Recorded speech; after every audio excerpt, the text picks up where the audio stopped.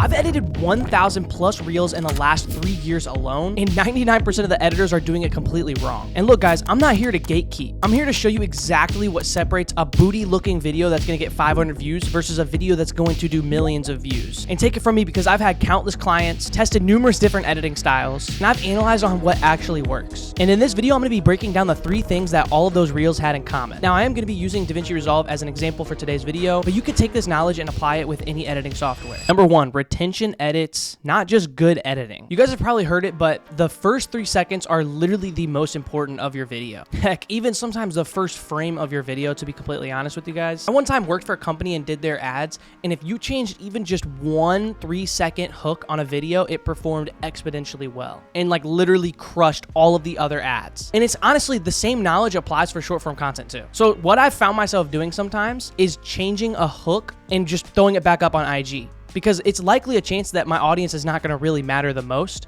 if they see the video twice or 3 times. Because I literally did this test, no joke, and I had a video do 100K plus views on Instagram, and then the one before only did like 1,000. And it's also about constant movement, to be completely honest. You need to consistently be doing zoom ins and J cuts. So I'm here in DaVinci Resolve right now, and I will leave the free practice footage down below so you can follow along with me. So I'm gonna first cut up my video here by hitting //shift-delete to delete the gaps. And how I'm able to bind my keyboards like that is I come to DaVinci Resolve and I go to keyboard customization, and this slash button right here, I have it as my cut, and then I have shift plus delete as my ripple delete. So if you save that, that's all you really need, // and then shift delete, just like that. So now I'm going to introduce you into what's called J cutting. Now J cuts are really simple and easy to do. So I'm going to swipe up on my timeline, and I'm going to come right here, and we're going to cut this down, bring this back down, and then unlink that one clip right there. It's a simple process, and it reels the viewer in to stay longer. Now, this is what I meant by retention editing, not just good editing. This is what going the extra mile when it comes to creating those reels that your client is in desire for. It's the extra steps that you do, which is what I'm doing right now, which is literally just a simple J-cut method. And it just makes it sound more crispy, and it keeps the viewer engaged because the audio is coming in before the actual clip comes in. So they're like, their mind is like, okay, subconsciously like, okay, what is next? Now I want to talk to you guys about zoom-ins, because this also matters a lot too. So in DaVinci Resolve, there's advanced and beginner zoom-ins. So this beginner zoom-in would just be slapping this dynamic zoom on here, and then it just zooms out just like that, which that still looks good. But in advanced editor, we'll come to the Fusion page, come up to effects, and grab an adjustment clip. Now, what is an adjustment clip, you may be asking? An adjustment clip is something that affects everything that is down below what is beneath the adjustment clip. So if I come into the Fusion page with the adjustment clip and hit shift space for a transform node, so if you're in any other editing software, you find whatever it is to animate your video, you would just do a simple animation, and it's really simple. So I'm gonna come to like frame 40, put it back up to 1, and then this is where it comes to the sauce. You're gonna come to your spline, and you're going to hit Command A, which is going to highlight both the points. You're going to right click and go to ease and go to out cubic. Now you probably thought you were done. No, we're gonna drag this and bring it about right here. That way it comes in really super smooth. And now if we play this through, it has a super smooth easing in animation. Now, another pro tip, come to the settings and do use motion blur, because it will make it look realistic as if your camera is literally zooming out. That is just one example of how you can create retention editing. Let's get back to it. So then once this is done zooming out, I'm going to literally punch in on my footage now, because now if this comes in like this, and then it punches in on me. Now I'm reading off the script, so I was going to do like a background type of thing where I was gonna have like a white background with like some text, and I'll go over that too. But this is a part of retention editing. So you would zoom in, and then it zooms back out. Then you wanna zoom back in. So click this clip and zoom back into your character and make sure you're centered. And that is literally what retention editing is. It's just doing the small things that are necessary to keep the viewer engaged. And that's just the first step of retention editing. Now we need to go over animations that fade up, not just pop in. So if I were doing this right here, I would come to generators and I would grab a 4-color gradient. I would keep these right 2 colors, and I would actually just go ahead and copy those colors again, making this cool blue gradient. Now I'm going to right click and create this as a compound clip. Come over to the color tab and go to the effects page and search for a film look creator.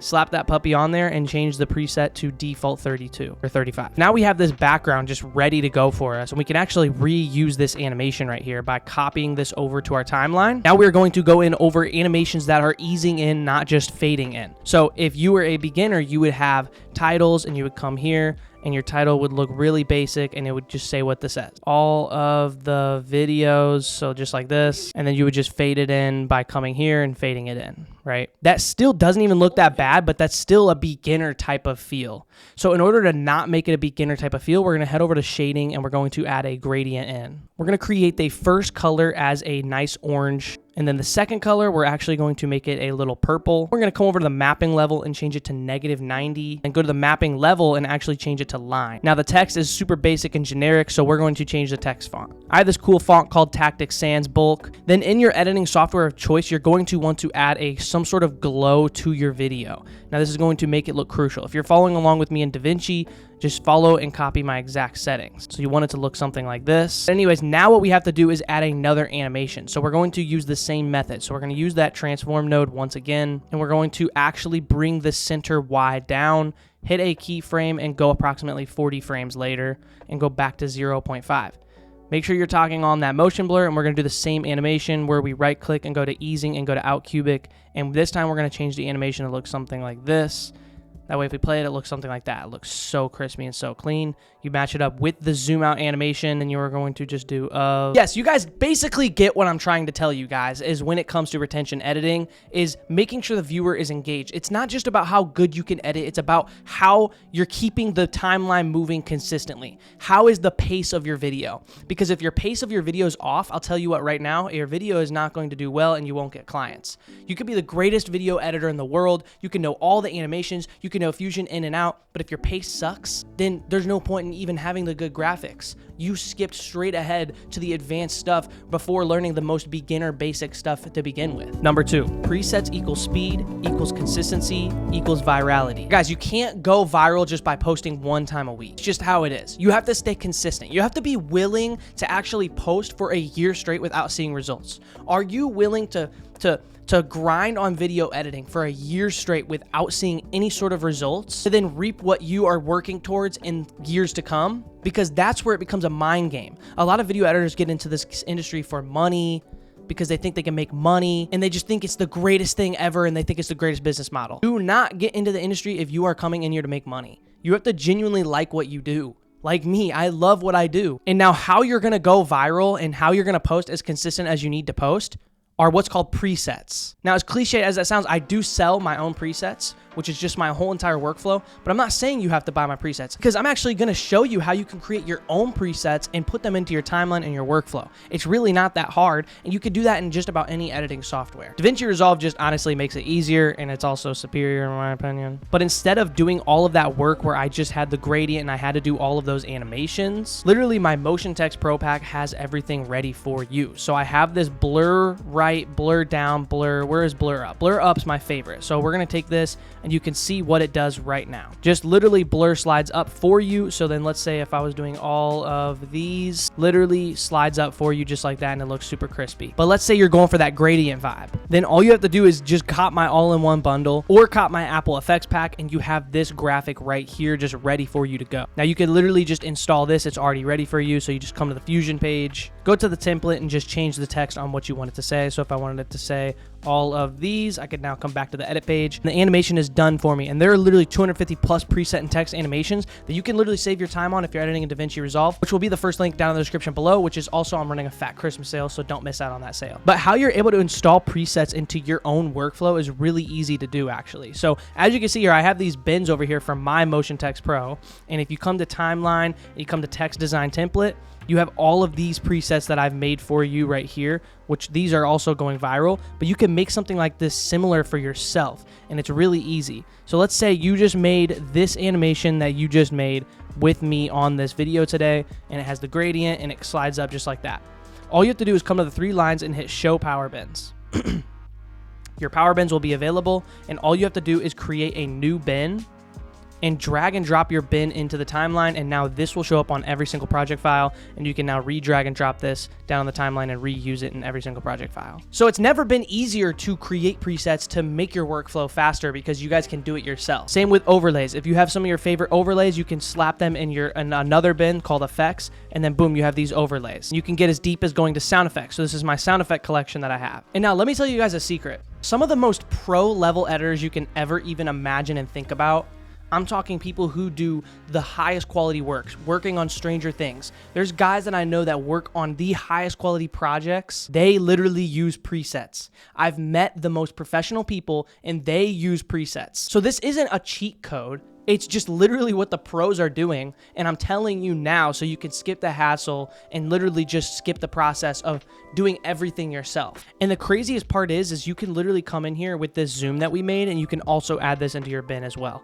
Now you have a zoom that you have already made, and now you can install that in every single preset title. Number 3, simplicity. Now, believe it or not, if I were to tell you that simplicity wins 99% of the time, you probably wouldn't believe me, which is why I'm going to go ahead and tell you to begin with. Simplicity wins over every single complicated video that you've ever seen. Let me tell you something that you're not going to want to hear. The only way you're going to get views on a high animational video is from other editors praising your work. So are you trying to get other editors to praise your work, or are you trying to get clients? And are you trying to make this a living? Are you trying to go viral? Because you can go viral and please all these other editors, but that isn't going to take you anywhere. That isn't going to get you any business. And I'm telling you right now, simplicity wins 99% of the time. I'll tell you what, right now, one of my biggest clients preferred me to just slap captions over the whole video rather than just doing my whole crazy style that I do. So if I was in DaVinci Resolve, I'd come to timeline and I go to AI tools and I go to create subtitles from audio and keep the maximum characters per line at 10, and I would just create it. Now, while this generates, I need to let you know that like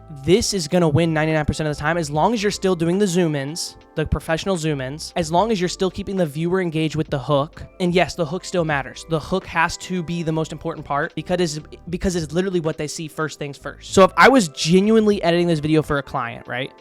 Let's say I have this video, crispy captions matter a lot. So I have this track and I have lazy dog as my font. Like, look, that looks so clean. Like, clients would die for just an editing style, just like what I'm doing. And it literally took me less than 5 minutes to make. And then all you do is add some simple animations. This is literally simplicity. All we have is text on a screen with a gradient in the background. Now, another thing that is going to win is literally adding B-roll. Now, this depends if the client is giving you the B-roll or not. And if you wanted to go above and beyond, you can go ahead and cop the viral hooks pack. All you got to do is just copy this timeline and then back into our timeline. All I would do is literally paste this. So like that was really easy to create. All I have to do now is just change the titles. So and you guys could create something just like this. So don't watch this video.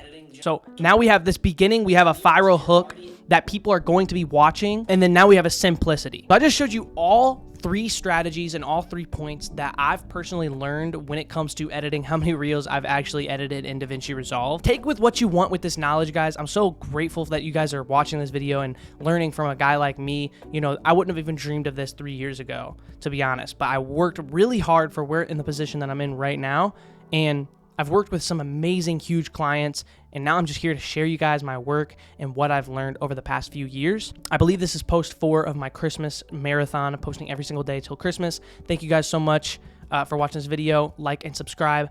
The Lord and Savior loves you, and I love you too. Peace out.